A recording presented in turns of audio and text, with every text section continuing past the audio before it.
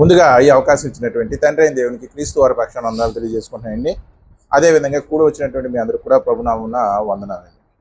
ప్రభునందు ప్రియులారా, ఈరోజు మన ధ్యానాంశం ఏమిటంటే దుప్పికి నీటి వాగులు ఎందుకు? ఏంటండి? దుప్పికి నీటి వాగులు ఎందుకు? ప్రభునందు ప్రియులారా, దీనికి సంబంధించినటువంటి వాక్య భాగం 42వ సంకీర్తన 1వ వచనం. 42వ సంకీర్తన 1వ వచనం. దుప్పి నీటి వాగుల కొరకు ఆశపడినట్లు దేవా నీ కొరకు నా ప్రాణము ఆశపడుచున్నది. ఎవరు రాశారండి ఈ 42వ కీర్తన? దావీదండి, కోరాహు కుమారులు రాశారండి. ఈ 42వ కీర్తన రాస్తూ మొదటి వచనంలో దుప్పి నీటి వాగుల కొరకు ఆశపడినట్లు దేవా నా ప్రాణము నీ కొరకు ఆశపడుచున్నది. ప్రభునందు ప్రియులారా, దుప్పికి నీటి వాగులు ఎందుకండి? దాహాన్ని తీర్చుకోవడానికి. కానీ ప్రభునందు ప్రియులారా, దుప్పికి నీటి వాగులు ఎందుకు అవసరము అంటే, వేసవ కాలంలో ఈ అడవుల్లో ఏమవుతుందంటే వాటర్ అంతా కూడా వాగుల్లో వంకల్లో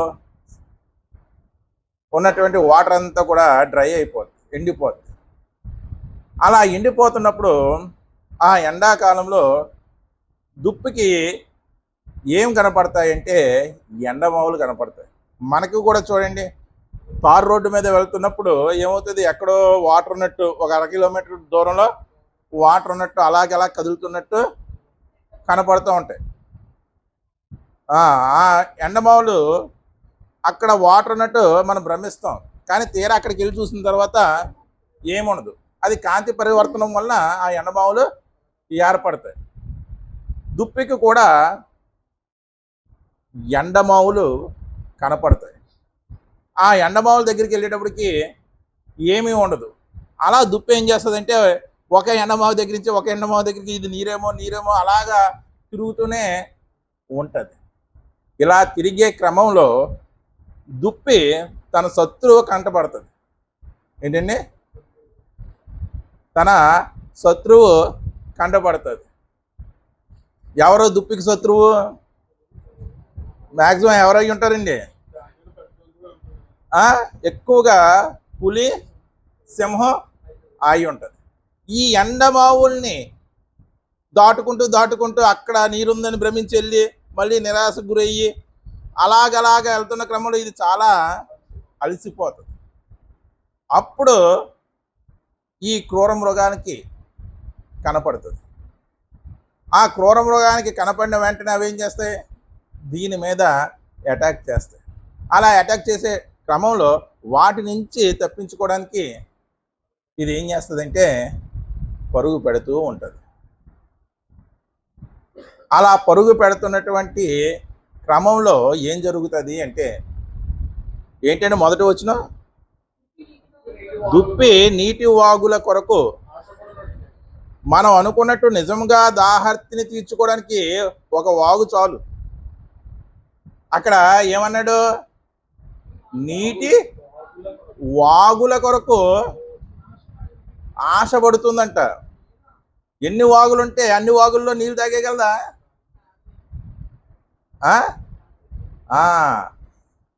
ఈ సర్చింగ్, ఈ పులి వేటాడుతున్నప్పుడు లేకపోతే సింహం వేటాడుతున్నప్పుడు ఇది నీటి వాగుల కోసం సర్చింగ్ చేస్తుందంట. ఎందుకు నీటి వాగుల కోసం అది అలా సర్చింగ్ చేస్తుంది, వెతుకుతుంది అంటే, ప్రభునందు ప్రియులారా, ఎక్కువ వాగులు ఎండిపోతాయి కదా. దానికి కంటపడింది ఒక వాగు ఎండిపోయి ఉంది, దానివల్ల దానికి ప్రయోజనం లేదు. రెండో వాగు కనపడింది, ఎండిపోయింది. ఒక పక్క నుంచేమో వెనకాల నుంచి శత్రువు సింహం దౌడుతుంది, లేకపోతే పులి దౌడుతుంది. అలాగలాగా ఏదో ఒక వాగులో నీరు ఉన్నటువంటి వాగులో అది దూకేస్తుంది. ఏమవుతుందండి? దూకేస్తుంది. దూకేసి ఏం చేస్తుందంటే తన కొమ్ములను అదిమి పట్టి, ఈ దుప్పు అంటే మామూలుగా ఉండవు కదండి, కొమ్ములు చాలా పెద్దగా ఉంటాయి. కొమ్ములు చాలా పెద్దగా ఉంటాయి. కొమ్ముని ఆ భూమికి ఆనుతుందంట. ఎందుకు? ఆ ప్రవాహంలో కొట్టుపోకుండా. మొత్తం బాడీ అంతా కూడా నీళ్ళల్లో ఉంటుందంట. బాడీ అంతా కూడా ఎక్కడ ఉంటుందండి? నీళ్ళలో ఉంటుంది. ఈ ముక్కు మాత్రం నీటి పైన ఉంచుతుంది. ముక్కు మాత్రం నీటి పైన, అంటే తల ఇలా పెడితే, అంటే దీని కొమ్ములు చాలా పెద్దవి. దుప్పు కొమ్ములు మన ఎక్కడ శ్రీను గారి ఇంట్లో చూసినట్టున్నాం, ఇంకా అడిగిన శ్రీను గారి ఇంట్లో చాలా పెద్దగా ఉన్నాయి. ఈ ముక్కు పైన శ్వాసించడానికి మాత్రమే పెడుతుంది. అంటే టోటల్గా నీటిలో దానికి కనపడేది ఏంటంటే ఆ ముక్కే కనపడుతుంది. ఆ ముక్కు ద్వారా శ్వాసిస్తుంది. ఈలోగా ఇది ఎక్కడికి వెళ్ళిపోయిందని సింహం వెతుకుతూ ఉంటుంది. సింహం కూడా ఏమీ తెలివి తక్కువది కాదు. అది ఏం చేస్తుందంటే వాసన గట్టిగా పీల్చడం మొదలెడుతుంది. ఎందుకంటే ప్రతి జంతువు దగ్గర ఒక్కొక్క స్మెల్ ఉంటుంది. మన ఇంట్లో పెంచుకునేటువంటి కుక్క అయినా సరే, లేకపోతే మన దగ్గర అయినా సరే, ఈ ప్రపంచంలో ఏ జీవికైనా సరే ఒక స్మెల్, బాడీ స్మెల్ ఖచ్చితంగా ఉంటుంది. చూడండి, పోలీస్ డాగ్స్ ఈ వాసన చూడగానే వెంటనే ఎలా పసిగట్టేస్తాయి అంటే మన దగ్గర కూడా ఒక స్మెల్ ఉంటుంది. నా దగ్గర ఉన్న స్మెల్ మీ దగ్గర ఉండదు, మీ దగ్గర ఉన్న స్మెల్ నా దగ్గర ఉండదు. అది గట్టిగా వాసన పీల్చడం స్టార్ట్ చేస్తుంది అన్నమాట. ఎవరో సింహం కానీ పులి కానీ. అలా పీల్చినప్పుడు దాని వాసన తెలియదు, దుప్పి వాసన. ఎందుకు తెలియదు అంటే నీటిలో ఉంటుంది కాబట్టి ఆ నీటి వలన వాసన తెలియదు. మనము కూడా ఏదైనా చెడిపోయిన కూరగాయ కానీ ఏదైనా బయట ఉన్నప్పుడు సర్ఫేస్ మీద ఉన్నప్పుడు మనకు స్మెల్ వస్తుంది, పాడైపోయిన కూరగాయ. అదే నీటిలో పెట్టి చూడండి, అది వస్తుందా? రాదు. అలాగా ఈ సింహానికి లేకపోతే ఆ పులికి వాసన అనేది, ఆ జంతువు ఆ దుప్పి యొక్క వాసన అనేది ఎటువంటి పరిస్థితుల్లో కూడా రాదు. అంటే ఈ ప్రాసెస్ జరుగుతుంది అన్నమాట. అందుకే దానికి నీటి వాగుల కోసం అది ఆశపడుతుంది. మనం ఏమనుకుంటామంటే దాహం కొరకే అనుకుంటాం. అసలుకి దాని ప్రయాణం మొదలైంది దాహం కొరకే. కానీ ఒక్క నీటి వాగులోనే దాని దాహం ఏమవుతుంది? తీరిపోద్ది. కానీ శత్రువు తరిమే క్రమంలో ఖచ్చితంగా దీనికి ఏం కావాలంటే ఆ టైంలో కూడా అది 2-3 నీటి వాగులు పరిశీలించుకుంటుంది అంత ఫాస్ట్లో. ఒక్కోసారి అందుకే దొరికేద్ది. చూడండి, అటు ఇటు చూస్తూ పరిగెడితే ఏమవుద్ది? దొరికేస్తుందా లేదా? అసలుకే పులి కానీ సింహం కానీ వీటి వేగం కన్నా దుప్పి వేగం చాలా ఎక్కువ. కానీ ఇది సర్చింగ్. ఏంటి? సర్చింగ్. జింకల కోసం చెప్పలేదండి, దుప్పి కోసం మాట్లాడుతున్నాం. ఈ సెర్చ్ చేస్తూ అది పరిగెడుతూ ఉంటుంది. అందుకు దుప్పికి నీటి వాగులు అవసరము.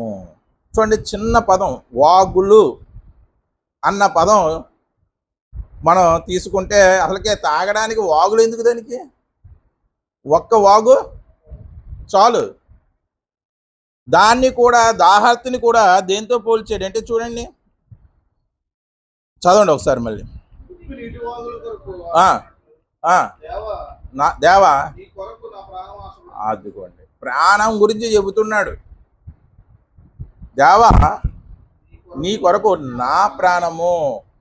దుప్పి తన ప్రాణం రక్షించుకోవడానికి ఏ విధంగా నీటి వాగుల్ని వస్తుందో, నీటి వాగుల దగ్గరికి వస్తుందో, ఇదిగో నేను కూడా నీ దగ్గరికి వస్తున్నాను. నా ప్రాణం కూడా నీ కొరకు ఆశపడుచున్నది. నా ప్రాణము దేవుని గూర్చి తృష్ణ గొనుచున్నది. జీవం గల దేవుని గురించి తృష్ణ గొనుచున్నది. చాలండి.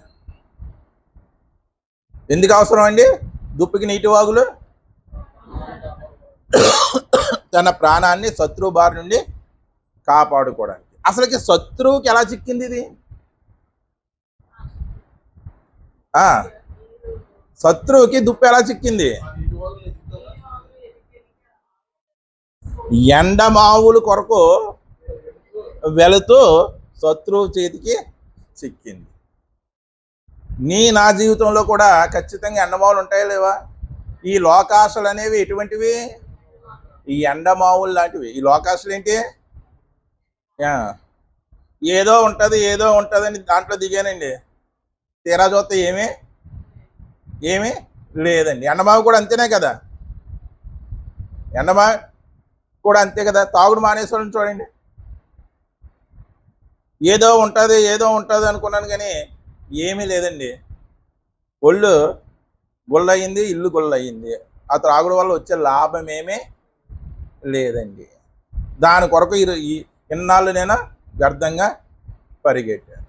జూదం ఆడేవాళ్ళని చూడండి. జూదం కూడా ఒక ఎండమావే. చివరికి వాళ్ళు ఏమంటారు?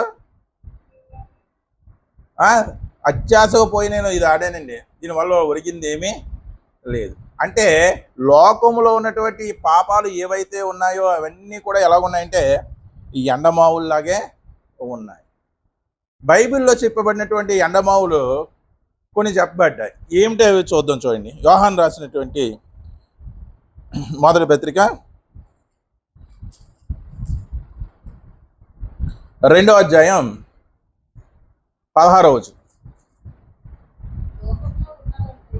లోకంలో ఉన్నదంతయు అనగా శరీరాశయు, నేత్రాశయు, జీవపు డంబము తండ్రి వలన పుట్టినవి కావు, అవి లోక సంబంధమైనవే. యోహాను రాసినటువంటి మొదటి పత్రిక 2వ అధ్యాయం 16వ వచనం. లోకంలో ఉన్నటువంటి ఎండమావులు ఏంటంట? శరీరాశ, నేత్రాశ, జీవపు డంబము. ఇప్పుడు ప్రపంచ ప్రజలంతా కూడా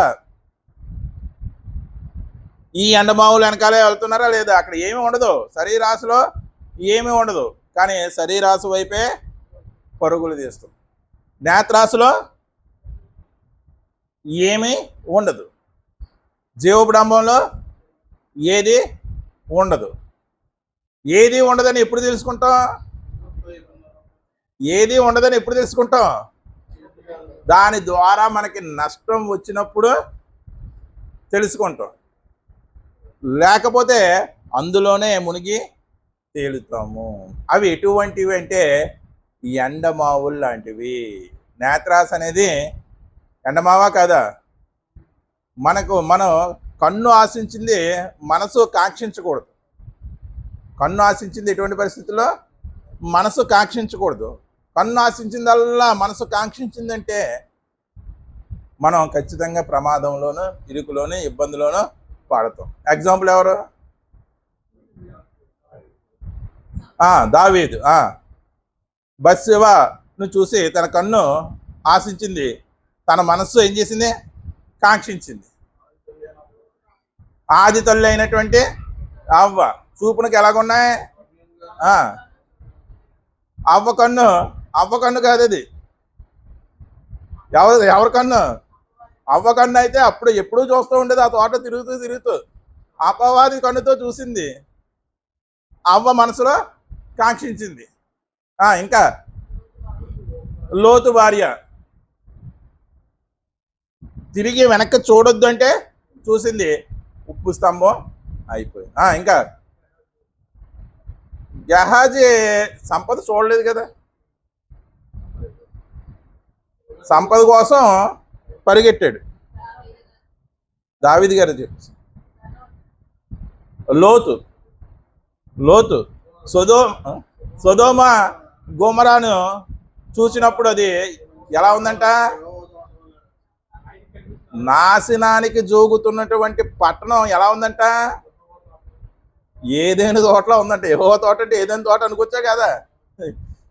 దేవుడైనటువంటి యెహోవా ఏదైనా నందు ఒక తోట వేసి ఎలా కనబడిందంట? యెహోవా తోట. చూడండి, వీళ్ళని చూడండి. లోతు కన్ను ఆశించింది, వెంటనే దాన్ని కాంక్షించాడు, నాశనానికి గురయ్యాడా లేదా? నాశనానికి గుర నీతిపరుడైనటువంటి లోతే. కానీ తన జీవితంలో ఇబ్బందులు అనేవి వచ్చాయా లేదా? వచ్చాయి. లోతు భార్య ఉప్పు స్తంభం అయిపోయింది. దావీదు రొప్ప తుప్పలు పట్టేశాడు, సొంత కొడుకు చేతే తరమబడ్డాడు. ఇంకోళ్ళు ఎవరు చెప్పారు? అవ్వ మొత్తం ప్రపంచంలో పాపం ప్రవేశించడానికి కారణం అయ్యింది.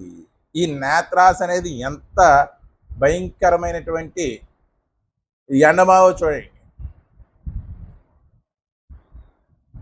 ఇటువంటి ఎండమావి మనకి వెరేస్తాడు ఎవరో? అపవాది. వెంటనే మనం ఏమవుతాం? పడిపోతాం. ఆ ఎండమావి దగ్గరికి వెళ్ళేటప్పటికి వాడు ఏం చేస్తాడు? పట్టుకుంటాడా లేదా? దుప్పి అలాగే ఎండమావుని చూసి అది నీరని భ్రమించి వెళ్ళి సింహానికి చెక్తుందో, మనము కూడా ఈ లోకాసులు లేకపోతే ఈ నేత్రాస అనే ఎండమావి దగ్గరికి వెళ్ళి వెంటనే ఆడు ఏం చేస్తాడు? మనల్ని పట్టుకుంటాడు.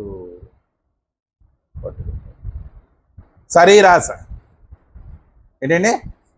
శరీరాశ. ఈ శరీరానికి ఉన్నటువంటి కోరికను తీర్చుకోవాలని అక్రమ పందాలో ప్రవర్తించిన వారు కూడా బైబిల్లో ఉన్నారు. ఎవరు?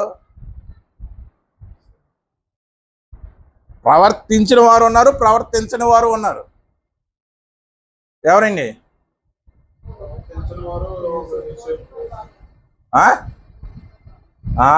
ప్రవర్తించిన వారు దావీదండి. అంతే కదండి? దావీదు తనది కాని భార్యను ఏం చేశాడు? ఆశించాడా లేదా? అంటే ధర్మశాస్త్రంలో ఎన్ని నియమాలు తప్పాడు? 10 ఆజ్ఞల్లో చెప్పండి. దావీదు 10 ఆజ్ఞల్లో ఎన్ని ఆజ్ఞలు తప్పాడు? నీ పొరుగు వాంది ఏది ఆశించకూడదంటే పొరుగు వాని భార్యను ఆశించాడు. నరహత్య చేయకూడదు, వ్యభిచరింపకూడదా, ఇంకా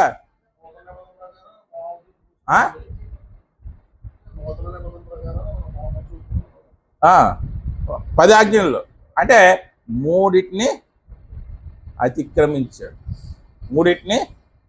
అతిక్రమించాడు. చేసింది ఎంత ఏంటి? ఒకే ఒక పాపప్పని. కానీ ఆ పాపప్పని ఎన్ని ఆజ్ఞలను అతిక్రమించేలా చేసింది? 3 ఆజ్ఞలను అతిక్రమించేలాగా చేసింది. మరి ఈ 3 ఆజ్ఞల గురించి దావీదు తెలియదంటారా? తెలుసా తెలీదా? తెలిసినా సరే ఆ ఎండమావిలో ఉండిపోయాడు. బత్షెబా అనే ఎండమావిలో ఉండిపోయాడు. మరి దావీదు కన్నా ముందరి వాడు, దావీదు పితరుడు ఎవరో? యోసేపు. దావీదు పాపం దగ్గరికి వెళ్ళాడు, కానీ పాపమే యోసేపు దగ్గరికి వచ్చింది. ఎందుకు వీళ్ళిద్దరికీ తేడా ఏంటి? దావీదు పాపం దగ్గరికి వెళ్ళాడు, యోసేపు దగ్గరికే పాపం వచ్చింది. తేడా ఏంటి?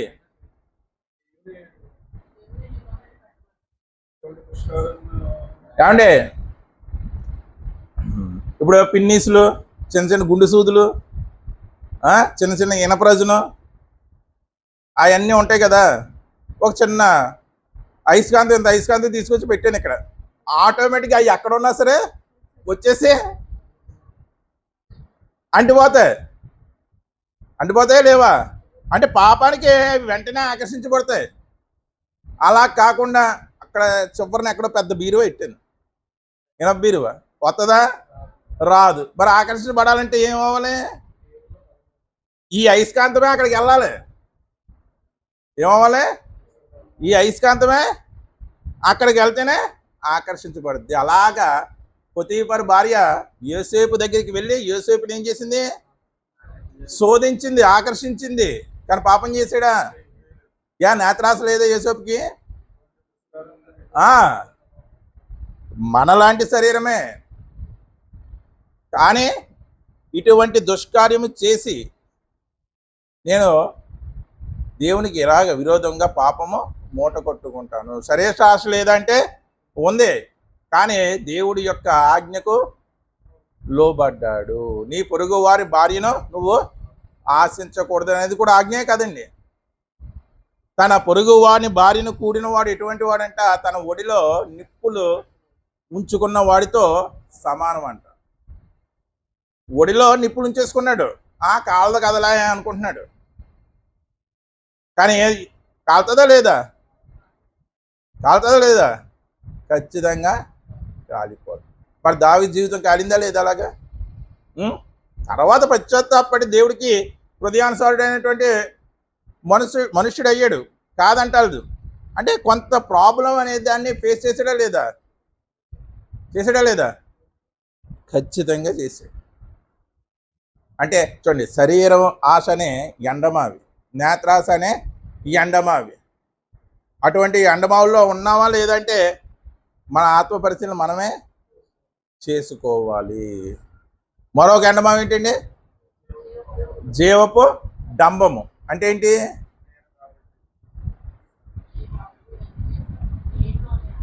డాంబికులు యెహోవా సన్నిధిని నిలువలేరు.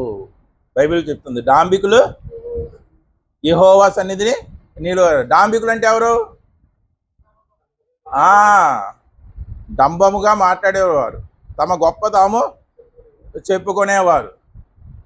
మనం అంటాం సింపుల్ లాంగ్వేజ్, సెల్ఫ్ డబ్బా ఎక్కువ వేసుకుంటాడు అని అంటావా లేదా?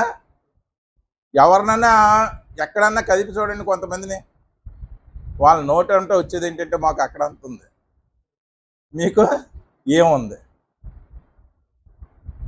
అక్కడ ఆయిల్ కట్టాను, ఇక్కడ ఈలు కట్టాను, అక్కడ ఆ పొలం కొన్నాను, ఈ పొలం కొన్నాను.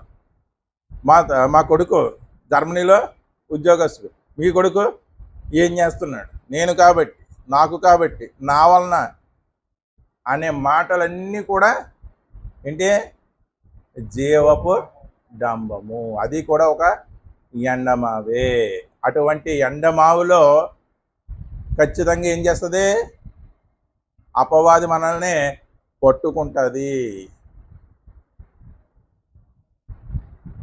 చూడండి, మోషే గారిలో సైతం కూడా ఇటువంటి ఎండమావి ఎదురయ్యిందండి. మోషే గారు కానానికి ఎందుకు వెళ్ళలేదండి?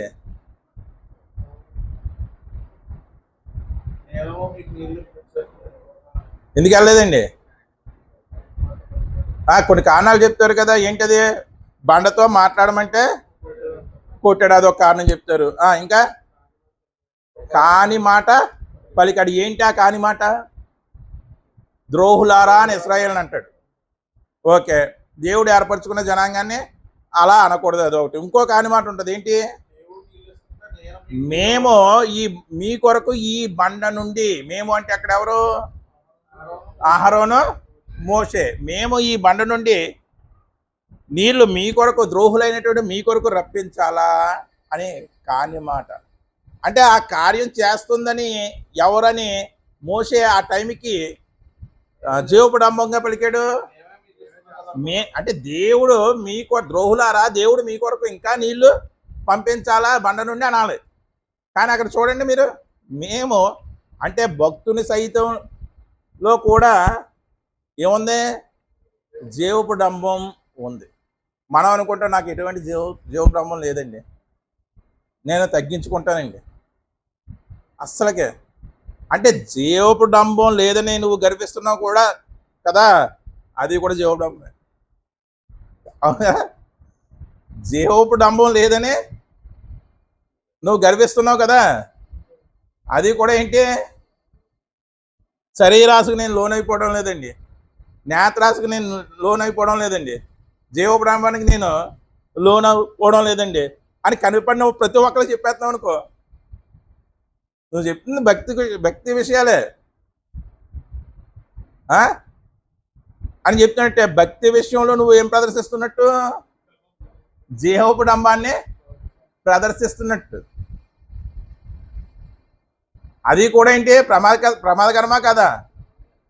ఎలా ప్రమాదకరం? వాక్యము ప్రకటించు సమయమందును అసమయమందును. వాక్యాన్ని ఎలా ప్రకటించాలి? సమయం ముందు ప్రకటించాలి.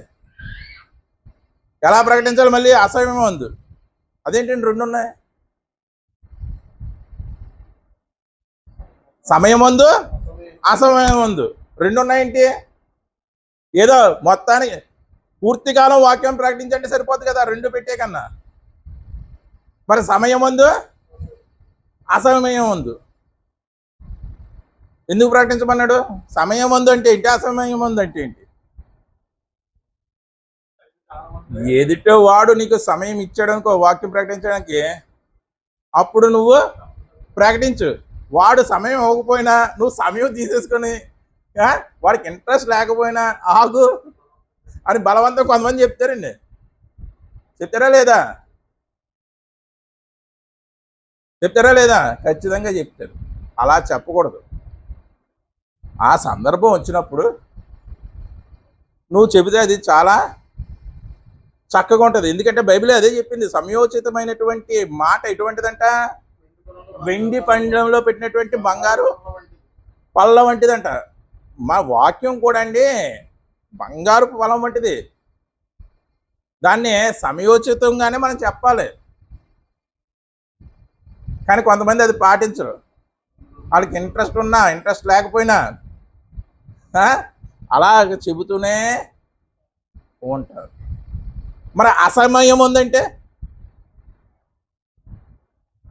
అసమయం ఉందంటే వాడు సమయం ఉంది, నీకు సమయం లేదు. వాడు చెప్పండి అని అన్నాడు, కానీ నీకు సమయం లేదు. సమయం లేకపోయినా సరే నువ్వు చెప్పాలి. సమయం లేకపోయినా సరే ఏం చేయాలి? నువ్వు చెప్పాలి. వాక్యం ప్రకటించము సమయం ముందు. ఫస్ట్ ఏంటి? వాడి వీలు చూసుకొని చెప్పాలి.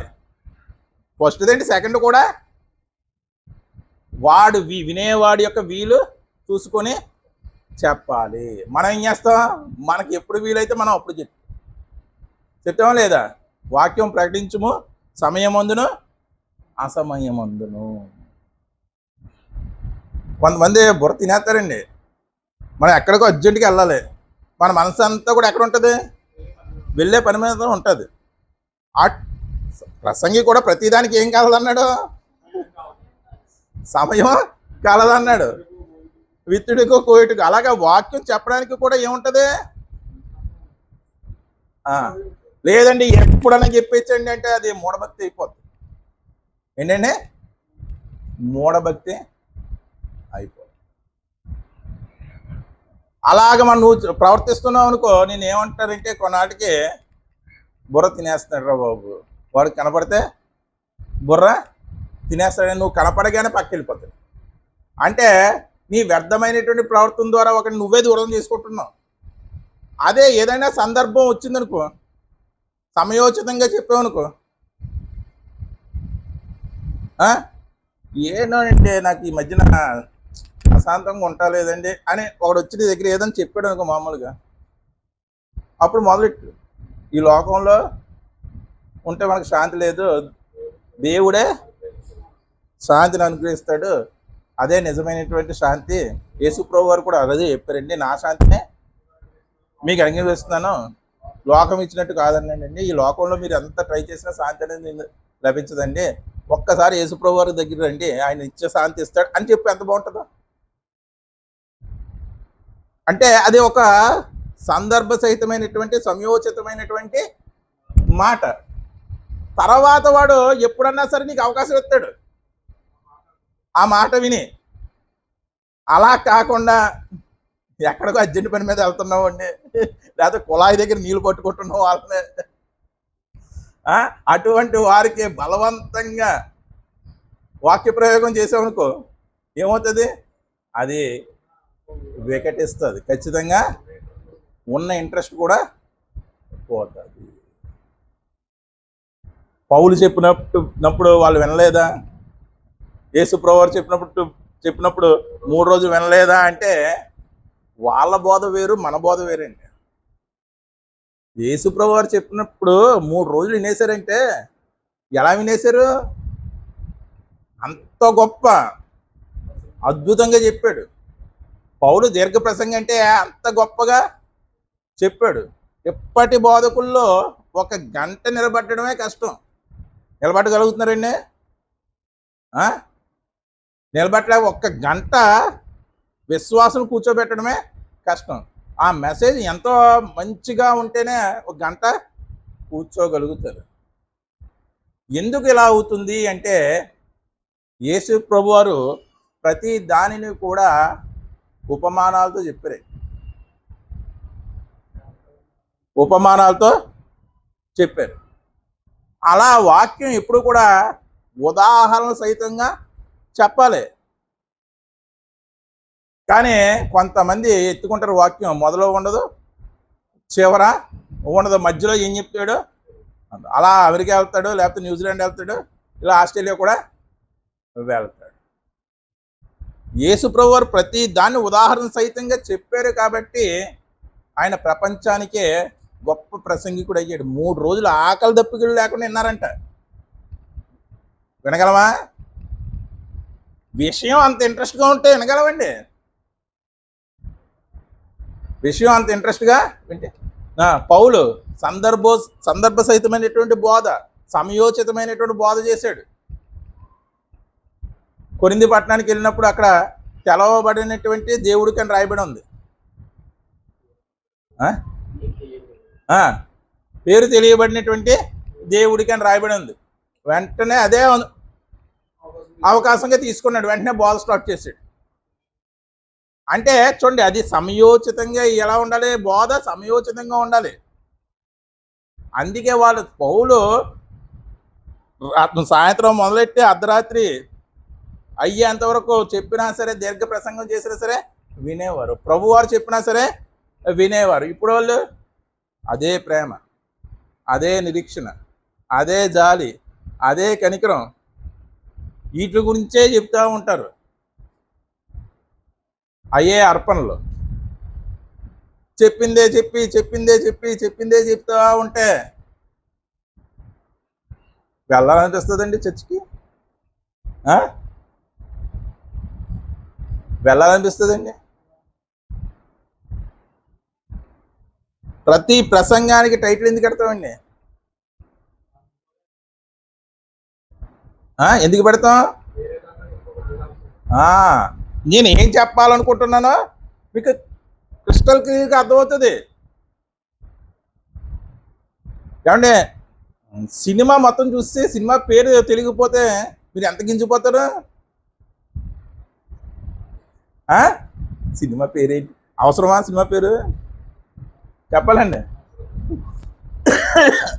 యాక్చువల్గా అవసరం లేదు, కానీ మీలో ఏదో తీరని లోట్లాగా అది ఉంటుంది.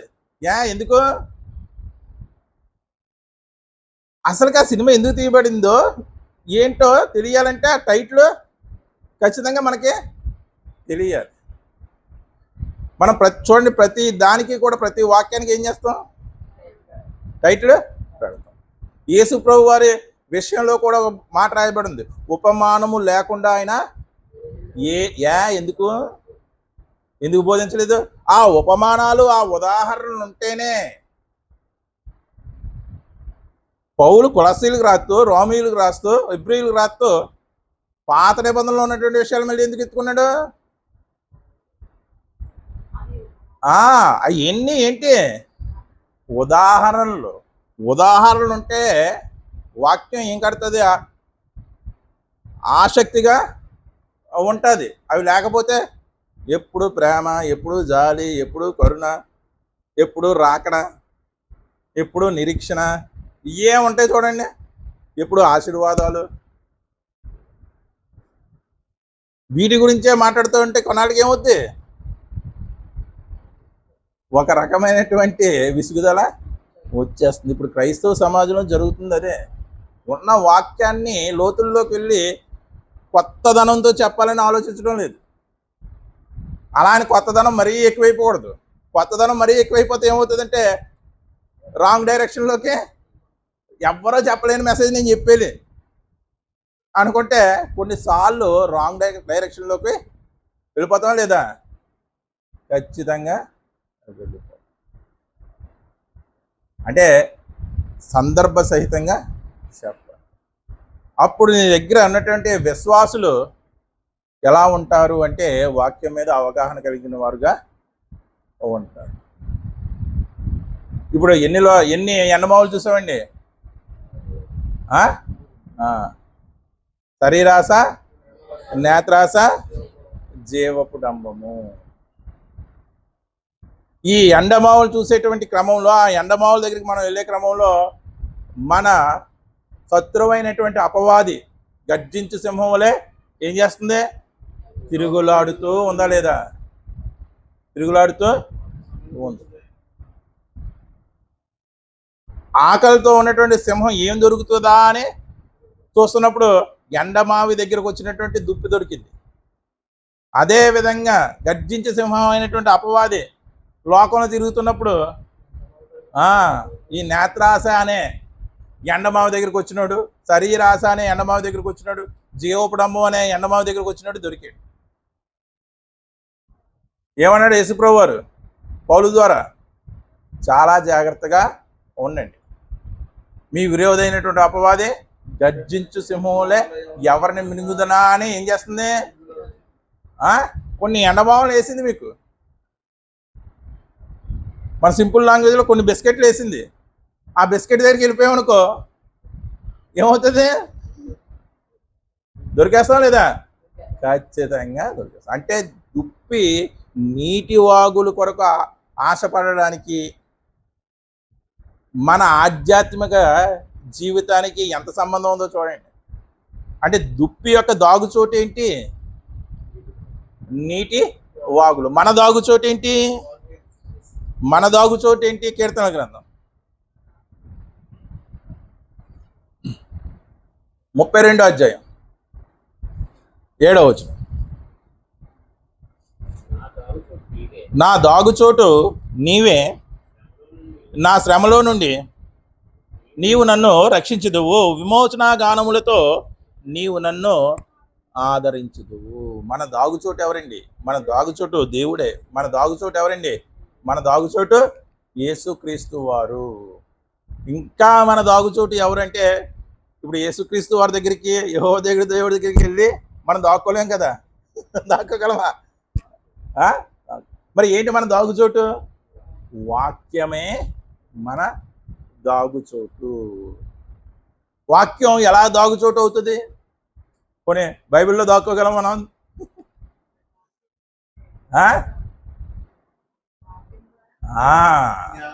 వాక్యం మన హృదయంలో ఉందనుకోండి, ఆ ఎండమావి దగ్గరికి వెళ్దాం. యోసేపు దేవుని వాక్యం హృదయంలో ఉంది, ఆ ఎండమావి దగ్గరికి వెళ్ళలేదు. ఎండమావి దగ్గరికి వెళ్ళకపోతే ఆటోమేటిక్గా శత్రువుకి కనపడం. దావీదికి అంత బలంగా లేదు, ఎండమావి దగ్గరికి వెళ్ళాడు, శత్రువు కనపడ్డాడు, ఏమయ్యాడు? దొరికిపోయాడు. అంటే మనం దాచిపెట్టేది, భద్రపరిచేది ఏంటంటే దేవుని వాక్యము. దేవుని వాక్యమే. ఎందుకంటే మనలో పాపం అనేటువంటి భయంకరమైనటువంటి దుర్వాసన ఉంటుందా లేదా? మనం ఎంత భక్తులమైనప్పటికీ కూడా దుప్పి ఎలా నీటి వాగులోకి డిప్ అయిపోయిన తర్వాత మునిగిపోయిన తర్వాత దాని యొక్క దుర్వాసన అనేది బయటికి రాలేదో, మనము వాక్యంలో ఎదుగుతున్న కొలది కూడా మన దుర్వాసన ఏమవుతుంది? పాపం అనే దుర్వాసన పోతూ ఉంటుంది. అప్పుడు అపవాది ఎన్నిసార్లు ముక్కు సరి చేసుకున్నా సరే మన దగ్గరికి రాగలడా? దేవుని పర్మిషన్ ఉంటేనే కానీ రాలేడు. కానీ ఈజీగా వచ్చేస్తున్నాడంటే, నీ దగ్గరికి ఈజీగా వచ్చేస్తున్నాడు, లేకపోతే నువ్వే ఆడి దగ్గరికి ఈజీగా వెళ్ళిపోతున్నావు అంటే నీ దుర్వాసన, పాపం అనే దుర్వాసన అంత భయంకరంగా ఉందన్నమాట. అంటే ఒక క్రూర జంతువు వాసన బట్టి వేటాడుతుంది అంటే మరి అపవాది ఇంకెంత తెలివిగా వేటాడతాడు? ఎంత తెలివిగా వేటాడతాడండి? చాలా తెలివిగా వేటాడతాడు. నరుని నీతి దేవుని ఎదుట ఎలా ఉందంట? మనం ఎంత నీతి చేసినా సరే మనలో ఎంతో కొంత పాపం అనేది మిగిలిపోతుంది.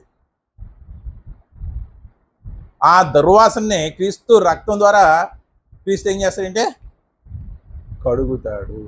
ఆయన యందు ఉంటేనే నాకు వేరుగా ఉండి మీరు ఏమీ కూడా చేయలేరు. మనం దాగుచోటు వాక్య రూపంలో ఉన్నటువంటి క్రీస్తే. ఆయనకి వేరుగా ఉంటే ఖచ్చితంగా అపవాదికి ఇస్కరియోతు యోధ దాక్కున్నాడు క్రీస్తు దగ్గర. కానీ నిజంగా దాగున్నాడంటే లేదు. ఎక్కడ దాక్కున్నాడు? వెళ్ళి ధనం వెనకాల దాక్కున్నాడు. వచ్చింది, తీసుకెళ్ళిపోయింది, సూసైడ్ చేసుకునేలాగా చేసిందా లేదా? చేసింది. ఆత్మహత్య ఆలోచనలు వస్తున్నాయి అంటే అర్థం ఏంటి? వాక్యం వెనకాల నువ్వు లేవు అని. వాక్యం వెనకాల ఏమండి మన జీవితాలు ఒక్కసారి ఆలోచించండి. లాజరు జీవిత కన్నా భ్రష్టమైనటువంటి జీవితమా? ఏంటి? ఒక ధనవంతుడు ఎదురుకుండా పడిపోయిన తర్వాత వాడికి మళ్ళీ ఏంటి? భయంకరమైనటువంటి కురుపులు. మళ్ళీ ఇంకా అక్కడ సీన్ ఏంటి? ఆ కురుపుల్ని మళ్ళీ కుక్కలు వచ్చి నాకడం. అతనికే ఆత్మహత్య చేసుకోవాలని అనిపించిందా? ఇంత దుర్భరమైనటువంటి జీవితం గడుపుతున్నానేంటి? ధనవంతుడి యొక్క బాల నుండి పడినటువంటి రొట్టెలు నేను తింటున్నానేంటి? ఎంత దుర్భరమైన జీవితం ఏంటని ఆత్మహత్య చేసుకునే ఆలోచన వచ్చిందా? అతని జీవితం కన్నా గొప్పదా కాదా? విశ్వాస విషయంలో కాదులేండి. ఆయన జీవించిన విధానం, మన జీవించిన విధానం గొప్పగా ఉందా లేదా ఆయనకంటే? అయినప్పటికీ కూడా మనకి ఏమొస్తాయంటే ఆత్మహత్యలు చేసుకోవాలంటే తలంపులు వస్తున్నాయా లేదా? వస్తున్నాయా లేదా? కానీ ఎంత కోటీశ్వరుడైనా సరే జీవితంలో ఒక్కసారైనా సరే ఎందుకు వచ్చిన జీవితం రా బాబు అనుకుంటాడండి. ఏంటి? ఎంత అపర కుబేరుడైనా సరే జీవితంలో కనీసం ఒక్కసారైనా ఎందుకు వచ్చిన జీవితం రా బాబు అనుకుంటాడు. అంటే మనకు వర్క్ టెన్షన్ వల్ల కానీ, లేకపోతే మనకు ఉన్నటువంటి రకరకాల గొడవల వలన కానీ, కుటుంబపరమైనటువంటి విషయాల వలన కానీ, మనకు ఉన్నటువంటి అనారోగ్య పరిస్థితుల వలన కానీ ఎందుకు వచ్చిన జీవితం రా బాబు అని ఖచ్చితంగా ఒక్కసారైనా అనుకుంటాడండి. మరి అనుకోని వారు ఎవరంటే ఇదిగో క్రీస్తు వెనకాల, వాక్యం వెనకాల దాగు ఉన్న వారు మాత్రమే. అందుకే ఆ కీర్తనలు ఏమంటే నా దాగుచోటు నీవే అంటున్నాడు. అలా దాక్కోలేదనుకో, మనం దాక్కోకుండా బయట ఉన్నాం అనుకో, భయంకరమైనటువంటి దుర్వాసన వెదజల్లుతాం. మన దుర్వాసన పోగొట్టాలనే క్రీస్తు ఏం చేశాడు తెలుసా? ఎఫెసీ పత్రిక 5వ అధ్యాయము 2వ వచనం. ఎఫెసీ పత్రిక 5వ అధ్యాయము 2వ వచనం. క్రీస్తు మిమ్మల్ని ప్రేమించి పరిమళ వాసనగా ఉండుటకు మన కొరకు తన్ను తాను ఎలా ఉండుటకంటే అండి పరిమళ వాసనగా. పరిమళ వాసనగా ఎందుకు ఉండాలి? క్రీస్తు పరిమళ వాసనగా ఎందుకు ఉండాలండి? క్రీస్తు మనల్ని ప్రేమించి, చదవండి, మిమ్మల్ని ప్రేమించి పరిమళ వాసనగా ఉండటకు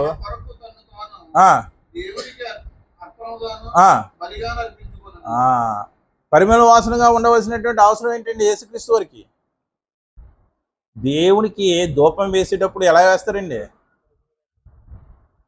ఏం వేస్తారు? సాంబ్రాణులు ఏముంటాయి? సువాసన వెదజల్లేటువంటి ఆ మూలికలో ఏవో ఉంటాయి. దానివల్ల ఆ ధూపం ఎలా ఉంటుంది? సువాసన భరితంగా ఉంటుంది.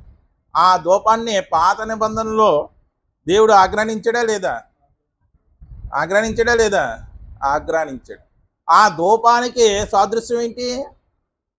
ఇదిగో క్రీస్తు అర్పించినటువంటి శరీరం, పరిమళ వాసన. పాత నిబంధనలో ఉన్నటువంటి ఆ ధూపం క్రీస్తు శిలువ యాగంలో ఏం చేశాడంటే ఇదిగో బలిగా అర్పించాడు కదా, అప్పుడు పరిమళ వాసన.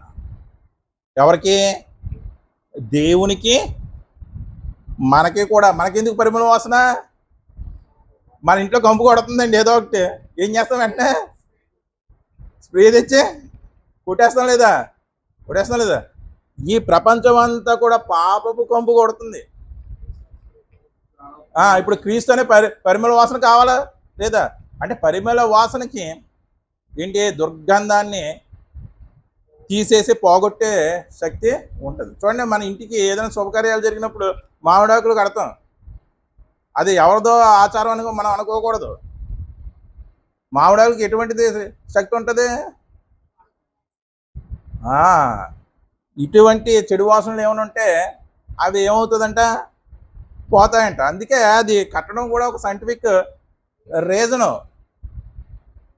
ఇప్పుడు కొన్ని చెట్లు కింద పడుకోకూడదు అంటారు, ఎందుకంటే దయ్యాలు వచ్చేస్తాయి అంటారు, దయ్యాలు వచ్చి మీద కూర్చుంటాయి అంటారు. దయ్యాలు వచ్చి మీద కూర్చోవడం కాదు, ఇప్పుడు వేప, రావి ఇటువంటి చెట్లు ఉన్నాయి కదా, అవి ఏంటంటే కార్బన్ డైఆక్సైడ్ని, రాత్రులు అన్ని చెట్లు కార్బన్ డైఆక్సైడ్ని వదులుతాయి, కానీ ఇవి ఎక్కువ మోతాదులో వదులుతాయి అన్నమాట. అందుకే ఆ వేప, రావి చెట్లు కింద పడుకోకూడదు రాత్రి టైం అంటారు. సాధారణంగా నువ్వు చెప్తే వినవు కాబట్టి దయ్యం వచ్చి చెట్టు కింద దయ్యం ఉంది నిన్ను ఆవహిస్తుందంటే నువ్వు అక్కడికి వెళ్ళావు కాబట్టి అలా మూఢనమ్మకాలు వచ్చేసినాయి అన్నమాట. కొన్ని మూఢనమ్మకాల వెనకాల కూడా ఏముంటుందంటే సైంటిఫిక్ రీజన్ ఉంటుంది. ఎందుకు వచ్చాం దీనికి, ఇక్కడికి పరిమళ వాసన గురించి ఇక్కడికి వచ్చాం. అంటే చూడు, క్రీస్తు పరిమళ వాసన అటు తండ్రికి మనకు కూడా ఉపయోగపడుతుంది కదా, మల్టీపర్పస్గా ఉపయోగపడుతుంది. ఆయన అర్పణ బలి కూడా అప్పగించాడు, తన శరీరాన్ని అర్పణగాను బలిగాను. ఎందుకంటే ఇదిగో మన పాపం అనే దుర్వాసన, పాపం అనేటువంటి దుర్వాసన పోగొట్టాలి. అలాగిన మీరు కూడా ప్రేమ కలిగి నడుచుకోండి. మీలో జాగ్రత్తమే కానీ